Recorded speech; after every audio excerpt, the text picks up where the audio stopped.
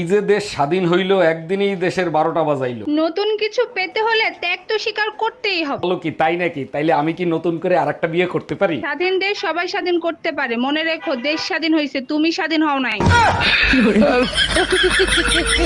এই বুড়ো লোকটা ওইরকম দৌড়াইতে দৌড়াইতে চলে গেল কেন? আরে ভিখারি ছিল, বললো অসুস্থ, কয়দিন ধরে কিছু খায় না। অসুস্থ ছিল ভালো কথা, কিছু খাওয়ায় বিদায় দিতা। ঘরে তো কোনো ওষুধ ছিল না, তাই বুদ্ধি করে আমার পিল খাওয়াই দিছি।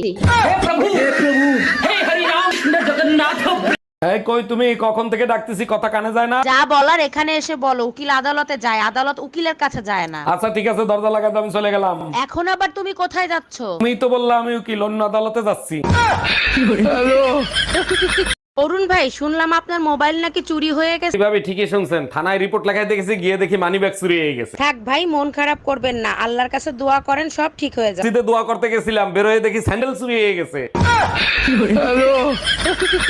অরুণ ভাই, এক রাত আমার বাসায় একটু থাকবেন, খুব উপকার হইতো। বলেন কি ভাবি, অবশ্যই থাকবো। আপনি শুধু বলেন কখন আসবো। আপনি যখন খুশি তখন আসেন, কোনো সমস্যা নাই। আচ্ছা ঠিক আছে, আমি রাত 10টার সময় চলে আসবো। একটু তাড়াতাড়ি আসেন, ঘরের চাবি ভাবির কাছে রেখে যাবো। এক জরিপে জানা গেছে বিবাহিত পুরুষের থেকে অবিবাহিত পুরুষ বেশি রক্তদান করে। বিবাহিত পুরুষটা এক গ্লাস পানি ঢালে খায় না, আবার রক্তদানও করবে। বিবাহিত পুরুষরা রক্ত শূন্যতায় ভোগে, রক্তদান করবে কি করে? তার মানে কি বলতে চাও, আমি তোমার রক্ত খাই?